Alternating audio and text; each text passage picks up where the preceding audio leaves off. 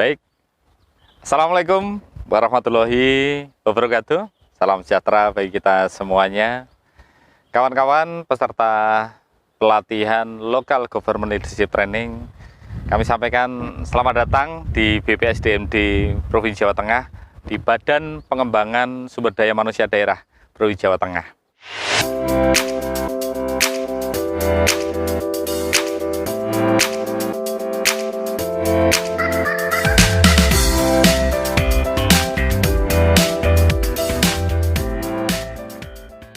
BPSDMD ini adalah kawah candra di mukanya aparatur sipil negara di Indonesia. JPT, administrator, pengawas, CPNS, termasuk para kader potensial digembleng, dididik, dibentuk di BPSDMD Provinsi Jawa Tengah. BPSDMD ini adalah satu lembaga yang terakreditasi A secara nasional, sehingga kita pastikan bahwa semua proses pembelajaran, pelatihan, pengembangan kompetensi yang dilakukan di sini itu terstandar. Apakah itu dari sisi materinya, apakah itu dari sisi tenaga pengajarnya, apakah itu dari sisi infrastrukturnya, semua terstandar. Gitu. Kemudian Bapak Ibu kawan-kawan, BPSDMD adalah salah satu lembaga pelatihan terbaik di Indonesia. Sejak tahun 2017 sampai dengan tahun 2020, BPSDMD dinyatakan sebagai lembaga pelatihan daerah terbaik di Indonesia. Maka kita layak bangga bahwa pelatihan Local Government Leadership Training ini itu dilakukan kolaborasi antara BPSDMD dengan para kader potensial, para talent pool Jawa Tengah. Kawan-kawan, sebelum mengikuti pelatihan Local Government Leadership Training, maka menjadi protap, menjadi standar kita untuk menyampaikan pengarahan program atau overview pelatihan yang kita sampaikan melalui video. Oleh karena itu, di dalam overview pelatihan, di dalam pengarahan program ini, ada 3 bagian yang nanti akan kita sampaikan kepada kawan-kawan. Yang pertama, itu adalah apa sih yang menjadi urgensi? Kenapa kemudian pelatihan Local Government Leadership Training ini harus diikuti dan penting untuk diikuti oleh semua talent pool Jawa Tengah. Kemudian untuk agenda yang kedua, nanti akan kita sampaikan apa saja sih yang menjadi kurikulum atau desain pembelajaran kita atau agenda pembelajaran kita. Sehingga di agenda yang kedua nanti akan kita sampaikan mata pelatihan yang nanti akan diikuti oleh para peserta pelatihan. Dan tentunya di bagian yang ketiga, nanti akan kita sampaikan kompetensi baru apa yang harus dimiliki dan akan dimiliki oleh para peserta pelatihan Local Government Leadership Training. Jadi itu adalah 3 bagian yang akan kita sampaikan di dalam overview pelatihan ini. Baik, kawan-kawan peserta Local Government Leadership Training, untuk bagian yang pertama, saya akan bicara mengenai urgensi. Kenapa kemudian LGLT ini menjadi satu pelatihan yang penting dan harus diikuti oleh semua talent pool di Jawa Tengah.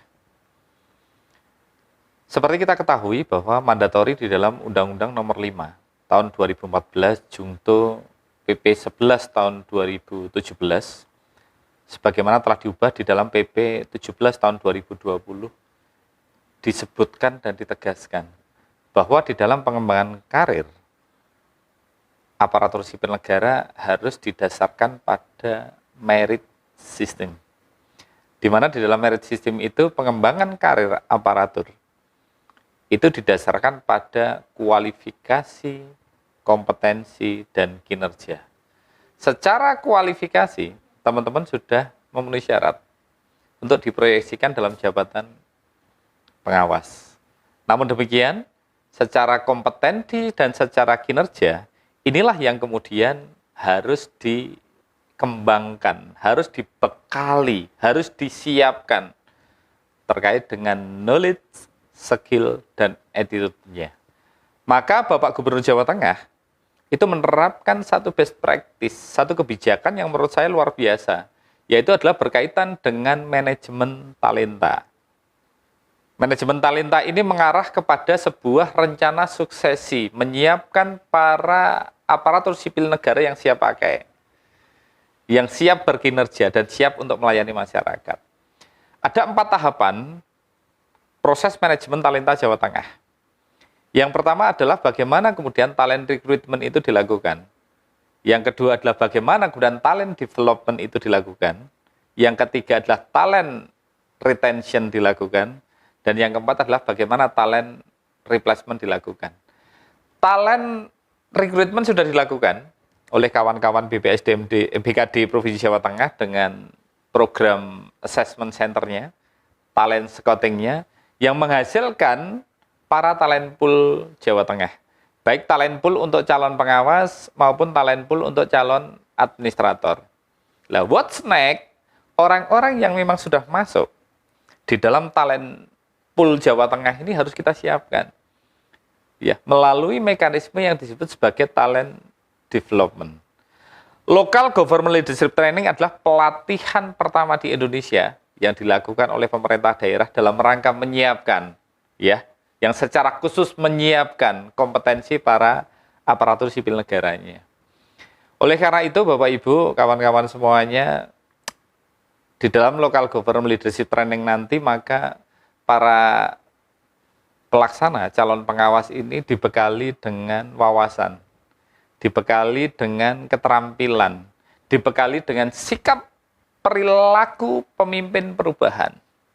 Ya, maka ada materi-materi yang asik, ada materi-materi yang menarik, ada materi-materi yang itu sangat dibutuhkan ketika teman-teman nanti diproyeksikan dan diangkat menjadi seorang pengawas. Apa itu? Ya, dibekali dengan kompetensi terkait dengan mengenali diagnostic reading, permasalahan dan sumber daya yang dimiliki oleh organisasi. Kemudian juga teman-teman nanti akan dibekali dengan strategi bagaimana kemudian berkolaborasi dengan semua stakeholders yang ada di dalam organisasi kita. Sehingga pada gilirannya, kenapa ini menjadi satu agenda penting di dalam talent development, adalah agar teman-teman nanti mampu melakukan aktualisasi, inovasi-inovasi perubahan di dalam OPD Provinsi Jawa Tengah. Dan yang pasti, Bapak Ibu, kawan-kawan, seandainya Allah nanti mengizinkan, seandainya Bapak Gubernur nanti mengizinkan, menetapkan kawan-kawan menjadi pengawas, toh juga teman-teman harus mengikuti pelatihan kepemimpinan. Dan ini adalah satu agenda ya untuk mempersiapkan teman-teman. Itu nanti pada gilirannya ketika mengikuti pelatihan kepemimpinan pengawas, itu sudah punya konsepsi pikir yang kuat untuk menjadi pemimpin perubahan. Nah, itulah beberapa hal yang kemudian menjadi satu urgensi. Kenapa kemudian Local Government Leadership Training ini diikuti oleh para ASN pilihan Jawa Tengah, yaitu adalah Bapak, Ibu, dan kawan-kawan semuanya. Baik, kawan-kawan peserta LGLT, sesuai janji saya di depan tadi, untuk bagian yang kedua, saya akan bercerita mengenai metode dan materi atau menu apa sih yang kemudian nanti akan diajarkan di dalam pelatihan ini. Terkait dengan metode, pelatihan ini dilakukan full virtual learning. Sehingga secara metode pun juga sudah sesuai dengan pola dan kebijakan dari lembaga administrasi negara. Di situasi pandemi COVID-19 ini, itu kita lakukan dengan metode full virtual atau e-learning. Sehingga karena memang ini dilakukan secara e-learning, maka nanti ada metode sinkronus dan metode asinkronus. Untuk metode sinkronus itu adalah satu metode pembelajaran secara virtual yang sifatnya real time, terhubung secara langsung antara fasilitator dengan para peserta pelatihan. Banyak metode yang kita gunakan, bisa menggunakan Zoom meeting, bisa menggunakan live chat, atau menggunakan metode yang lainnya yang bersifat real time. Tapi ada juga yang kemudian proses pembelajaran dilakukan melalui metode asinkronus. Untuk metode asinkronus ini adalah satu metode yang tidak real time. Maka kita juga akan difasilitasi dengan satu aplikasi atau sistem informasi yang disebut sebagai SIP tenan. Maka para peserta pelatihan nanti akan diberikan penjelasan teknis terkait dengan learning management system kita yang disebut SIP tenan. Bagaimana kemudian materi nanti oleh penyelenggara akan di-upload di dalam aplikasi SIP tenan, dan di waktu yang berbeda, yang tidak real time, kawan-kawan nanti bisa mendownload materi-materi itu melalui aplikasi SIP tenan. Termasuk nanti di dalam proses penugasan, kemudian di dalam proses evaluasi peserta, itu juga bisa dilakukan melalui aplikasi SIP tenan secara asinkronus. Sehingga penting bagi para peserta nanti untuk mempelajari bagaimana detail teknis terkait dengan SIP tenan. Kemudian Bapak Ibu kawan-kawan, di dalam bagian kedua untuk materi atau menu pelatihan yang nanti akan disampaikan, diberikan dan diterima oleh para peserta pelatihan, itu ada beberapa. Yang pertama, teman-teman akan diberikan materi terkait dengan kepemimpinan agile berkearifan lokal. Ya, jadi bagaimana kawan-kawan nanti diberikan satu karakteristik kepemimpinan di era hari ini, di era disruption hari ini yang kita harus lincah, kita harus adaptif terkait dengan situasi perubahannya. Tapi kita juga harus punya kearifan-kearifan lokal. Ada nilai-nilai, ada budaya-budaya Jawa Tengah yang itu tidak boleh lepas. Para pemimpin perubahan, walaupun dia pemikirannya, aktualisasinya udah tingkat dunia sekalipun, itu dia harus punya karakteristik local wisdom yang harus dimiliki oleh pemimpin perubahan. Kemudian yang kedua, itu adalah terkait dengan analisis isu strategis dan diagnosa organisasi jabatan pengawas, serta peran pejabat pengawas. Nah, di materi ini nanti teman-teman akan paham, ketika sudah duduk sebagai seorang pengawas, apa sih yang menjadi ruang lingkup tugas, peran, dan fungsinya, termasuk bagaimana kemudian kita melakukan diagnostic reading, mengenali permasalahan dan sumber daya yang ada di dalam organisasi kita. Ya, nanti di dalam prosesnya ada penugasan-penugasan, diberikan pengenalan-pengenalan terkait dengan isu strategis, ya, dan seterusnya. Itu adalah untuk materi yang kedua. Untuk materi yang ketiga, ya, teman-teman nanti setelah mengenali, setelah mengetahui, ya, gambaran terkait dengan organisasinya, ya, terkait dengan ruang lingkup tugasnya, nanti yang diidentifikasikan ruang lingkupnya apa? Ruang lingkup pengawas ataukah ruang lingkup pelaksana? Tentunya karena teman-teman ini adalah calon pengawas, maka leveling atau ruang lingkup yang diidentifikasikan tentunya adalah ruang lingkup seorang pengawas. Ya. Untuk materi ketiga terkait dengan penyusunan rencana aksi kinerja pelayanan publik. Ya. Di sini nanti teman-teman akan diajarkan, dibimbing untuk mencoba menyusun bagaimana sih rencana aksi kinerja seorang pengawas itu. Ya. Tentunya ini harus didasarkan pada hasil identifikasi masalah dan sumber daya yang ada di awal. Itu adalah materi yang ketiga. Jadi teman-teman sudah diajarkan untuk menyusun rencana aksi kinerja untuk seorang pengawas. Tentunya untuk melakukan aktualisasi aksi kinerja ini kita nggak bisa sendiri. Kita harus berkolaborasi. Kalau Pak Gubernur sering mengatakan, bahwa kolaborasi yang kemudian kita lakukan itu harus kolaborasi yang sifatnya pentahelik. Bagaimana kita melibatkan dari unsur pemerintah itu sendiri, tim efektif, kita melibatkan dari unsur swasta, akademisi, masyarakat, dan jangan lupa, Bapak Gubernur ini adalah orang yang sangat melek terkait dengan IT. Maka kita pun juga di dalam prosesnya itu berkolaborasi dengan media. Oleh karena itu Bapak Ibu, di materi yang keempat, kawan-kawan nanti akan diajarkan terkait dengan materi membangun jejaring dan kolaborasi kerja. Proses identifikasi stakeholders proses atau strategi berkolaborasi dengan stakeholders ini menjadi bagian penting yang akan kita diskusikan, kita berikan, kita fasilitasi kepada kawan-kawan peserta.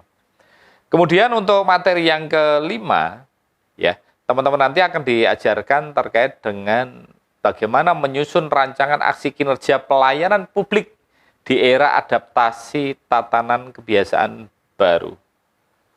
Tuntutan pelayanan masyarakat selaku end user kita semakin hari semakin berkembang, semakin berubah. Maka kita harus mengenali dong terkait dengan strategi pelayanan itu yang memang harus kita ajarkan kepada para peserta, yang harus kita berikan kepada para masyarakat. Bagaimana akses informasinya, bagaimana kualitas pelayanannya, dan termasuk standar pelayanan minimal di era adaptasi tatanan kebiasaan baru, ini juga harus kita ketahui dan kita aktualisasikan.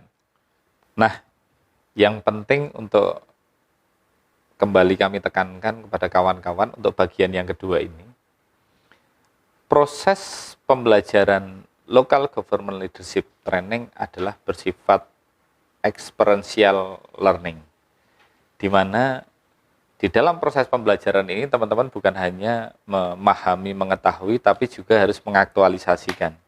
Teman-teman harus punya pengalaman, ya, melakukan secara langsung rencana aksi pelayanan publiknya. Oleh karena itu, setiap mata pelatihan, antara mata pelatihan yang pertama, kedua, ketiga, keempat, dan sampai dengan yang terakhir, itu semuanya saling berhubungan antara satu dengan yang lainnya. Maka penting bagi kawan-kawan mengikuti semua agenda pembelajaran sejak awal sampai dengan akhir. Dan produknya itu adalah aksi perubahan, ya, rencana aksi kinerja pelayanan oleh masing-masing peserta. Jadi itu bagian kedua yang penting untuk kawan-kawan ketahui terkait dengan metode dan menu pelatihan yang ada di Local Government Leadership Training. Kawan-kawan, untuk bagian yang ketiga, saya akan bicara mengenai goal kompetensi. Kompetensi apa yang memang diharapkan, dimiliki, dikuasai, dan bisa diaktualisasikan oleh para peserta atau alumni pelatihan setelah mengikuti agenda awal sampai dengan akhir pelatihan ini. Tentunya di dalam semua program pengembangan kompetensi ini kan harus dievaluasi. Maka nanti proses evaluasinya pun juga meliputi banyak aspek. Ada evaluasi akademik, ada evaluasi terkait dengan substantif, dan juga ada evaluasi terkait dengan rencana aksi kinerja pelayanan tadi. Nah, dari semua evaluasi tadi harapannya para peserta pelatihan dari sisi kompetensinya itu meningkat. Ada peningkatan yang signifikan terkait dengan kompetensi dari pendekatan knowledge, skill, dan attitude. Untuk knowledge, untuk pengetahuan wawasan, diharapkan peserta itu dapat memahami terkait dengan, ya, jadi memahami pengetahuan teori praktek terkait kepemimpinan agile berkearifan lokal, analisis isu strategi, diagnosa organisasi jabatan pengawas, peran pejabat pengawas, penyusunan rencana aksi kinerja pelayanan publik, serta bagaimana membangun jejaring dan kolaborasi kerja, dan menyusun rancangan aksi kinerja pelayanan publik. Secara knowledge itu yang kemudian diharapkan dimiliki. Kemudian yang kedua, dari sisi skill atau keterampilannya, itu diharapkan para peserta mampu mengimplementasikan. Jadi bukan hanya memahami, tapi juga harus mampu untuk mengimplementasikan praktek terkait dengan mata-mata pelatihan yang tadi kita pelajari di depan. Jadi sekali lagi bukan hanya teman-teman paham, tapi juga mampu untuk mengaktualisasikan, mempraktekkan, terampil untuk merancang aksi kinerja pelayanan. Dan yang ketiga tentunya adalah dari sisi sikap perilaku, ya.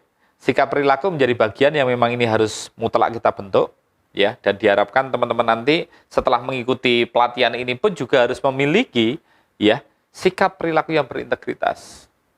Ya, sikap perilaku yang berintegritas, yang teman-teman paham apa yang menjadi ruang lingkup integritasnya, kemudian bagaimana kemudian disiplin itu juga diterapkan, kemudian juga teliti, komunikatif, dan juga jangan lupa harus adaptif. Kita harus terus mampu untuk mengenali situasi perkembangan organisasi kita. Perkembangan apa yang memang itu menjadi kebutuhan dari end user kita, yaitu adalah masyarakat. Jadi itu adalah hal-hal yang kami pastikan itu nanti akan dimiliki oleh teman-teman setelah mengikuti pelatihan Local Government Leadership Training. Kawan-kawan, peserta pelatihan, metode full e-learning yang kita lakukan untuk LGLD ini dilakukan dengan on campus dan off campus. Total general semua waktu yang kita butuhkan untuk mengikuti agenda besar ini adalah 18 hari. 19 hari dilakukan secara on campus. Ya, on campus, meskipun on campus tapi teman-teman tetap berada di instansinya masing-masing. Ya, di lokasinya masing-masing. Ya, dengan metode pembelajaran jarak jauh. Kemudian yang kedua juga dilakukan secara off campus. Pada saat off campus ini teman-teman berada di instansinya masing-masing untuk mereview terkait dengan materi mata pelatihan, termasuk juga untuk mengerjakan penugasan, termasuk juga untuk merancang aksi kinerja pelayanan publiknya. Jadi ketika off campus bukan berarti teman-teman libur, tapi justru pada saat agenda off campus itu, teman-teman adalah mengerjakan, mereview materi, mengerjakan penugasan, termasuk adalah bagaimana merancang aksi kinerja pelayanan publik. Sehingga harapannya dengan metode on campus dan off campus, itu semua materi itu mampu diinternalisasi, ya, diaktualisasikan bagi peningkatan kapasitas diri dan kapasitas kinerja organisasi. Keberhasilan sebuah pelatihan itu membutuhkan kolaborasi asik dari semua unsur yang ada di dalamnya. Dan di dalam pelatihan ini nanti teman-teman akan berkolaborasi dengan beberapa pihak. Yang pertama adalah berkolaborasi dengan sesama peserta pelatihan. Ya, yang kedua teman-teman harus berkolaborasi dengan para fasilitator atau tenaga pengajar.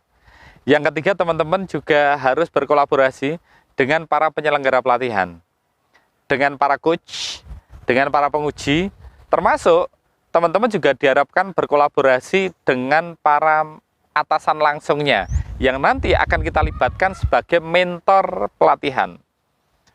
Sekali lagi, karena memang keberhasilan pelatihan ini harus didukung dengan kolaborasi asik semua pihak, saya harapkan teman-teman benar-benar memperhatikan, ya, pihak-pihak mana saja yang memang itu harus dibangun, harus berkomunikasi asik dengan teman-teman semuanya. Jadi itu Bapak Ibu, kawan-kawan semua, dan tentunya di akhir penyampaian kami berharap, karena sekali lagi ini adalah agenda Bapak Gubernur terkait dengan talent development, terkait dengan manajemen talenta Jawa Tengah, dan ini adalah bagian besar terkait dengan rencana suksesi Jawa Tengah. Saya harapkan teman-teman mengikuti proses ini sejak awal sampai dengan akhir. Sekali lagi selamat belajar, selamat berkolaborasi. Mudah-mudahan di dalam pelatihan ini cara pikir, cara pandang, dan cara kerja para pemimpin perubahan Jawa Tengah ini bisa unggul. Sukses selalu bagi kita. Dan ingat, jaga kesehatan dan tetap ikuti anjuran protokol kesehatan dari pemerintah.